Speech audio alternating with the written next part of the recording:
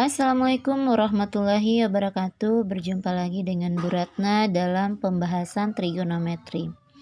Pada video kali ini Ibu akan membahas mengenai sudut berelasi dalam trigonometri. Di video sebelumnya Ibu sudah pernah membahas bagaimana cara mencari nilai sudut-sudut pada trigonometri mulai dari sudut 0 sampai 90. Dan untuk kali ini Ibu akan mencoba mencari nilai sudut di atas 90 derajat. Nah, pada sudut berelasi trigonometri ini Ibu akan bagi menjadi 4 bagian, yaitu kuadran 1, kuadran 2, kuadran 3, dan kuadran 4. Nah, pada kuadran 1 ini semua nilai sin, cos, tangen, kotangen, sekan semuanya nilainya positif. Ini semua positif. Oke. Terus pada kuadran 2 nilai sin yang positif. Untuk kuadran 3 nilai cos yang tangen yang positif. Dan untuk kuadran keempat nilai cos yang positif. Jadi kita ambil yang nilai positif semua ya, supaya gampang dipahami dan dihafal gitu. Nah, untuk kuadran 1 sudutnya 0 derajat sampai 90 derajat. Untuk kuadran 2 90 derajat sampai 180 derajat. Dan untuk kuadran 3 180 derajat sampai 270 derajat. Untuk kuadran 4 270 derajat sampai 360 derajat. Gitu ya. Jadi satu lingkaran penuh itu besar sudutnya 360 derajat. Nah, oke, untuk mencari sudut yang berada pada kuadran 1 yaitu 0 sampai 90, kita akan menggunakan rumus sudut dikurang 0 derajat ya. Nah, ini kita pakai sudut dikurang 0 derajat ya. Nah, kenapa Ibu menggunakan sudut dikurang 0 derajat? Karena di sini kita akan fokus pada sumbu X ya. Kita akan fokus pada sumbu X. Jadi Ibu tidak akan fokus pada sumbu Y nih. Biasanya kalau dalam buku kan boleh kita menggunakan sumbu Y, boleh kita menggunakan sumbu X. Nah, yang di sini supaya lebih gampang dipahami dalam mencari sudut trigonometri, mulai dari 0 derajat sampai 360 kita fokus ke sumbu X saja ya. Oke. Terus untuk kuadran kedua, Ibu akan menggunakan 180 derajat dikurangin sudut yang kita cari. Gitu ya. Terus yang untuk kuadran ketiganya ini lawan dari ini ya. Kembali lagi sudut dikurang 180 derajat. Oke. Terus untuk kuadran keempat, Ibu akan menggunakan lawan dari ini 360 derajat dikurangin sudut yang kita cari. Oke. Nah, Ibu ulangin lagi. Untuk kuadran pertama semuanya positif, mulai dari sin, cos, tangen itu semuanya positif. Terus untuk kuadran kedua yang positifnya cuman sin aja, yang lainnya negatif. Untuk kuadran ketiga yang positifnya nilai tangan, terus yang lainnya semuanya negatif. Terus untuk kuadran keempat yang cosnya yang positif, yang lainnya negatif. Jadi harus diingat ya, kuadran 1 positif semua, kuadran 2 sin, kuadran 3 tangan, kuadran 4 cos. Oke. Supaya lebih memahami materi ini, kita akan masuk ke contoh soal ya. Contoh. Nah, yang kemarin kita udah mencoba mencari nilai sudut 0 sampai 90 ya. Bagaimana sekarang kita akan mencari nilai sudut di atas 90 derajat. Misalkan kita akan mencari kuadran kedua ya. Kuadran kedua itu kan rentangnya 90 sampai 180.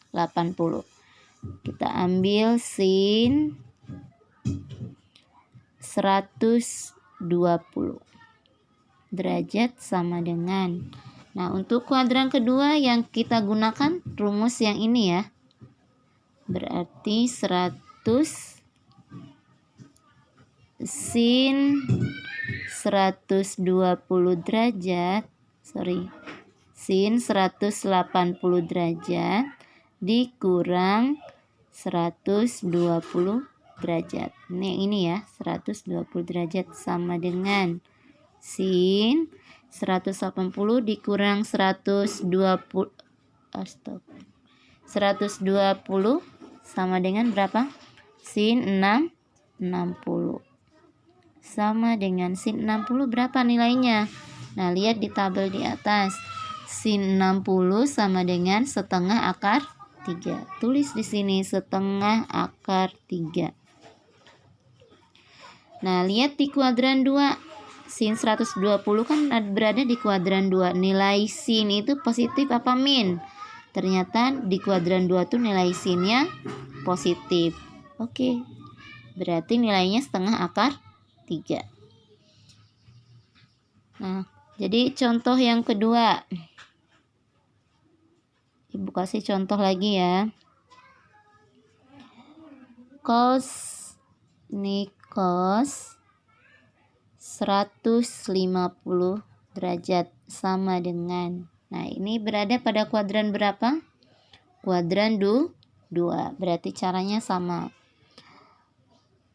Cos 180 derajat dikurang 150 derajat sama dengan cos 180 dikurang 150 sama dengan 30. Cos 30 berapa nilainya? Di atas, lihat tabel di atas kalau nggak hafal. Cos 30. Nah, cos 30 nilainya setengah akar 3. Tulis di sini setengah akar 3. Oke. Nah, lihat lagi di kuadran 2 itu nilai cos itu positif apa min? Lihat.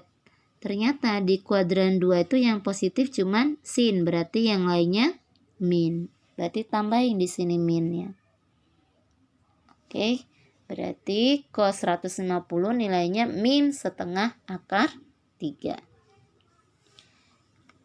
Nah, supaya lebih dipahami lagi, Ibu akan ngasih contohnya ya. Contoh ketiga. Angka berapa yang kalian mau? Oke. Ibu akan ambil tangan 240 derajat sama dengan. Nah, 240 itu berada pada kuadran berapa? Ternyata berada pada kuadran ketiga. Karena rentang kuadran ketiga itu kan 180 sampai 270. Berarti kita pakai yang ini. Jadi tangan dalam kurung Tadinya sudut ya. Sudut berarti sudut ini yang kita cari 240 derajat dikurang 180 derajat.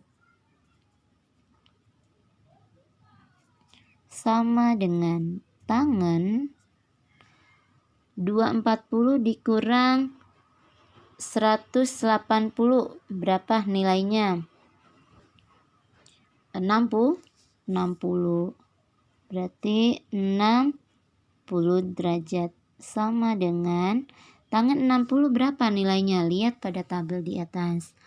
Tangan 60 nilainya akar 3. Tulis di sini nilai akar 3. Akar 3. Lihat lagi. Dia berada pada kuadran ketiga.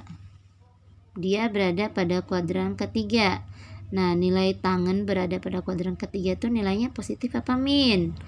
Oh, ternyata positif. Ya udah, berarti akar 3. Oke. Nah, satu lagi. Ini contoh yang terakhir ya. Angka berapa ya? Oke. Ibu ambil kuadran 4. Cos sin 315 derajat sama dengan berapa nilainya? Kita akan cari. 315 derajat berada pada kuadran berapa? Ternyata berada pada kuadran 4. Karena kuadran 4 itu rentangnya 270 sampai 360. Oke, kita ambil rumusnya. Sin